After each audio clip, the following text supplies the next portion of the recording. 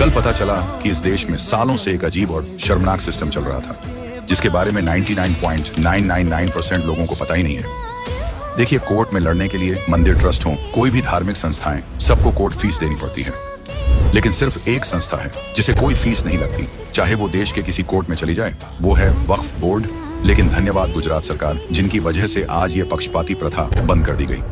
Gujarat high court ने ऐतिहासिक फैसला सुनाते हुए कहा कि कोर्ट में लड़ रहे हैं तो कोर्ट फीस देनी ही पड़ेगी। लेकिन असली सवाल है कि आखिरकार संविधान के आर्टिकल 14 को पैरों तले रौंदकर आखिरकार इस वर्ग को ये छूट किसने दी और क्यों दी?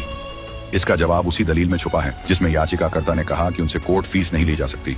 उनका तर्क ये था कि वक्फ एक्ट की धारा 83 सब सेक्शन 3 के तहत हम मुकदमा नहीं लड़ रहे, हम तो बस आवेदन दे रहे हैं और आवेदन पर कोर्ट फीस नहीं लगती।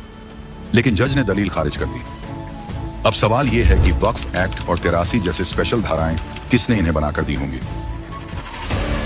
1954 में नेहरू सरकार ने वक्फ एक्ट लाकर इसकी नींव रखी और 1995 में सोनिया गांधी के समय में वोट बैंक की राजनीति में वक्फ बोर्ड को शक्तिशाली बना दिया।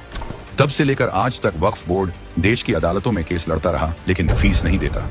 यकीन मानिए, अगर ऐसी छूट किसी हिंदू, सिख, जैन, बौद्ध को मिली होती तो लोकतंत्र खतरे में पड़ जाता।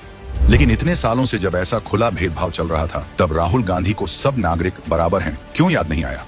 लेकिन 2025 में 2 गुजराती दिमागों ने इस पूरे ढांचे को हिला दिया। एक तरफ संसद में वक्फ संशोधन बिल पास हुआ और दूसरी तरफ गुजरात हाईकोर्ट ने वक्फ बोर्ड को भी कानून के सामने बराबर लाकर खड़ा कर दिया। क्या पता बाकी भाजपा शासित राज्य भी इस मिसाल को आगे बढ़ाएं? इसलिए चाहे असम हो या बंगाल, भाजपा सरकार है तो हिंदुओं को हर जगह न्याय मिलेगा।